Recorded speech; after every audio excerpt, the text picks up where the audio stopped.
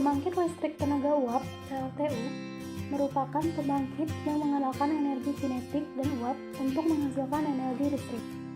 Bahan bakar utamanya menggunakan batu bara dan minyak bakar serta MFO (Marine Fuel Oil) untuk startup awal.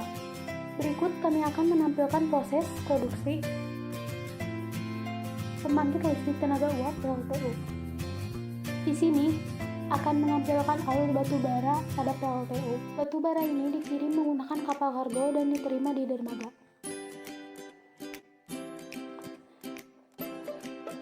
Di dermaga, batu bara diturunkan dengan bantuan alat raksasa yang disebut shift and loader. Kemudian batu bara dipindahkan ke sebuah alat yang disebut hopper. Kemudian batu bara diangkut dengan sebuah alat bantu berjalan yang disebut conveyor. Dengan conveyor, batu bara diangkut menuju tempat penyimpanan sementara atau bunker. Dari bunker, batu bara kemudian dibawa ke coal feeder untuk digiling menjadi serbuk halus. Batu bara yang datang atau yang kami terima berbentuk bongkahan. Sehingga untuk mempermudah proses pembakaran perlu diperhalus dengan ukuran mesh 200 agar lebih mudah terbakar. Sudah halus, lantas dicampur dengan udara panas oleh force diaphragm. Kemudian dibawa ke tempat pembakaran batu bara. Batu bara dibakar hingga menjadi gas di dalam boiler yang berisi air. Panas yang dihasilkan dari pembakaran batu bara diserap oleh pipa-pipa penguap menjadi uap jenuh atau uap basah. Kemudian dipanaskan di superheater hingga menghasilkan uap kering. Tenaga dari uap kering inilah yang membuat turbin berputar. Setelah batu bara halus, kemudian dimasukkan ke dalam boiler untuk dibakar dan memanaskan air yang ada di dalam boiler. Sehingga air tersebut berubah menjadi uap yang bertekanan 169 kg per cm dengan temperatur 539 derajat Celcius. Dan uap tersebut dimasukkan ke dalam turbin uap untuk memutar turbin. Yang mana turbin tersebut dikopling dengan generator, dan generator mengeluarkan aliran daya listrik dengan tegangan 23 kV. Turbin dan generator adalah sebuah kesatuan yang tidak terpisahkan. Semua pusat listrik memiliki turbin sebagai penghasil mekanik. Energi mekanik ini diubah menjadi energi listrik melalui generator. Untuk listrik Jawa, Madura, dan Bali, putaran turbin disamakan pada 3000 putaran per menit.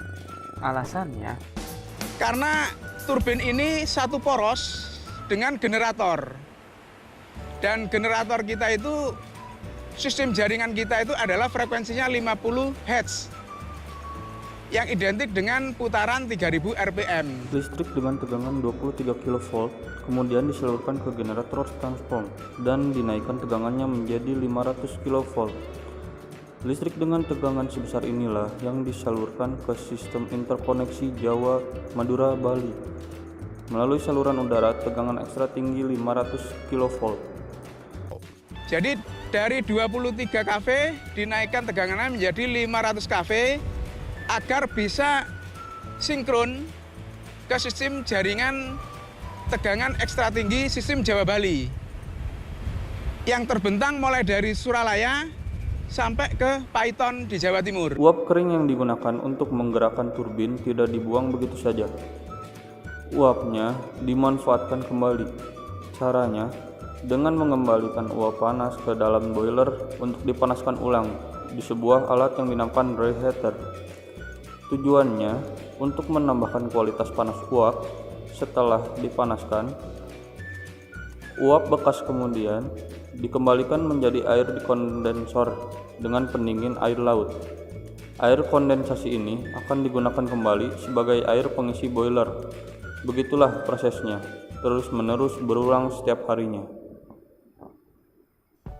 Batubara yang masuk ke dalam bunker dan digunakan sebagai bahan bakar penggerak mesin harus batubara yang murni dan tidak boleh tercampur dengan logam apapun. Disinilah pentingnya sebuah sistem yang disebut magnetisasi atau magnetic separator. Sistem ini memisahkan batubara dengan logam sejak batubara diterima. Ringkasnya, daya magnet akan menarik logam dan memisahkannya dengan batubara. Setiap harinya, Suralaya membutuhkan batubara sebesar 20.000 hingga 30.000 ton.